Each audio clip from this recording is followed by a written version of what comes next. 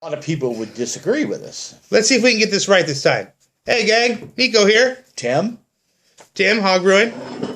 So we were just talking off camera, decided we need to have this conversation on camera. I was trying to explain to Tim that Pizza Port, Port Brewing, and Lost Coast are all the same company. No, not Lost Coast. Lost Abbey.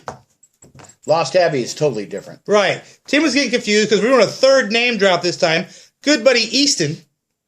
He used to work over to Left Coast, which is in partnership with Augie's, which can be confusing because Port Brewing is in partnership with Pizza Port, which is a great little chain of brew pubs out here in San Diego, Orange County. Whereas Augie's is not so good of a brew pub chain, you know, in San Diego. They're not that good. Their quality, if they change their hops, I think they would have better beers. Everybody should know that hops makes a beer. Well, and barley and water and yeast. Well, you got to have the proper hops, though. Okay, if so you can't get the right hop schedule and the right type of hops, then you're just going to have a crappy beer.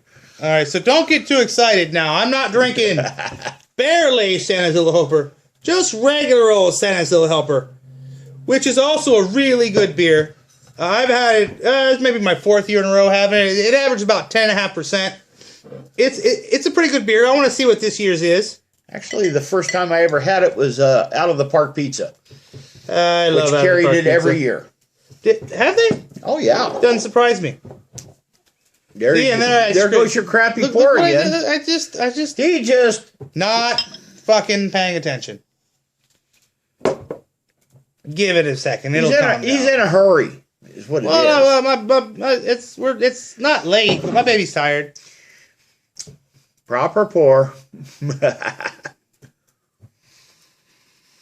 Ooh, big malt. It's coffee, but not coffee.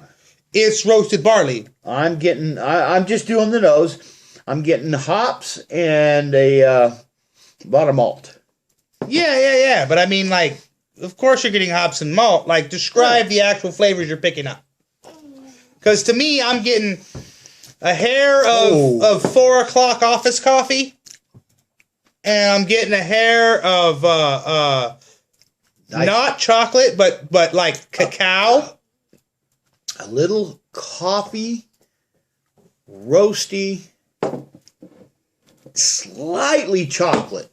Yeah, that's what I'm saying. It's cacao. It's like those expensive chocolate bars in the fancy stores. Very good. I can just imagine barrel aged. Oh, dude, that one's like $16-17 a bottle, and I didn't bring that here tonight. Yeah, wow. I don't blame you. I don't even think I have any more of those in the cellar. Yeah, I'll wait till I break open that cask, which is going to be done pretty soon. That's right. You've got an imperial in the cask, don't you? Yes. Imperial stout? Yes, it's a year old now. The Dawn? Yep, the Dawn. It's 1 year in the barrel. You smell like poop. Okay. Not you, her. Yeah, I knew who you were talking to. I think you pooped. So, yeah, well, let's go back. They had a nice head. Well, yeah. Well, he overpoured it. I still got, it looks like it's going to have good lacing. It's nice and roasty. It's got a good bitterness. They used a lot of hops in here.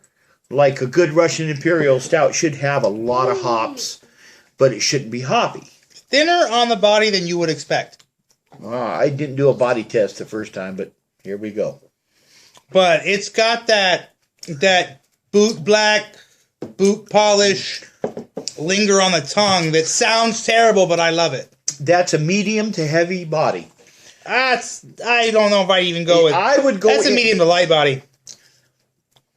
No, it's at least a medium, my opinion. We'll agree it's medium. All right, but it's not. Medium. It's not like that. It's not like that Black Tuesday we did. It's not. Thick. No. And it's not really a sweet beer at all. No, it's that $3.95 was a lot sweeter. Yeah, $3.95. And thicker than this one. I was not impressed with that bottle of $3.95 at all. You've had better. But I enjoy this. This is very good. I'm going to skate him and finish the rest of it. Nah, dude, you got a half a... Look at this one. He's still got the hog brewing. This guy just... Yeah, he's in the mood. That's all right. I already got like 13 ounces of that. Yeah. Out of a 22, I think I'm okay. That's good. I like that. So That's yeah, a good Christmas beer. So Port Brewing is also Lost Abbey. That their American style beers are called Port Brewing beers, and their Belgian style beers they call Lost Abbey. And then they also own, what would you say, 6, 5? How many pizza ports are there? I know of 2 for sure. I want to say there's 5 or 6. I know there's Carlsbad. There's Oceanside and San Clemente. I know for sure. Though There's I've been to both also of them. a Carlsbad. Yes, there is a Carlsbad. So that's 3. And I know there's at least one more. I don't know if you want to go further south into San Diego, but I wouldn't doubt if there's another one down there. So anyway, they're a nice little chain. And Pizza Port is pretty awesome because this is an awesome little thing because they've got the main brewery and every Pizza Port carries the main brewery's beers. But they each have their own system in-house and they each have their own head brewer who's allowed to make his own creation. So when you go to Pizza Port, you can get Port Brewing beers and you can get the Pizza Port of that location's beers. And then they also carry guest taps. Now show that glass. It looks like root beer, like a root beer float. Can you? Yeah, it's kind of hard to tell. You have to be able to see it from the top. It really looks good. I got actually the perfect pour here. Yes, we have the nice lacing. It's perfect.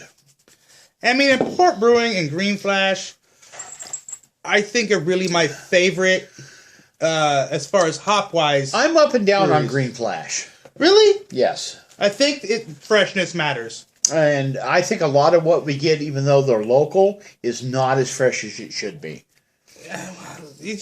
That's a big problem that I think is really understated in the craft beer world in general. I think they hit the storage facilities, the distributors, and then they sit there a long time before they get out. I'm thinking they sit in the stores that we go to for a while before we pick them up. And then when you add all that together, now you get an old beer. Again, it all adds up to putting damn label. Of course, if you put your date on the beer, it's more likely I'm not going to buy it. So there's that. And do we have a date on this one? You don't. It's a 2015 Imperial Stout. That's really all you need to know. The date doesn't matter. A date on an Imperial Stout really does not matter that much. Hell, if you can find last year's, it's better. Yeah. Yeah. No. I don't see anything.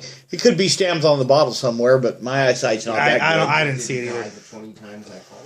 So what are we thinking of this beer? What are we thinking about it? I'm thinking I like this beer, and I give it a thumbs up. I'm really liking it. Is this how we're rating them now? Just with a thumb? Yep. Right. We can do this. We can do this. We can do that. We can even go 3/4. Can we do this? Not to this beer, of course, but in general. No, this is a good beer. All right, so that concludes our Christmas 3-pack. Merry Christmas, Happy New Year, Happy Kwanzaa. Hanukkah. Hanukkah just ended. Yeah, a couple of days ago or a few days ago. Belated Happy Hanukkah. Happy New Year. Merry Christmas. Thanks for watching. I did that one first.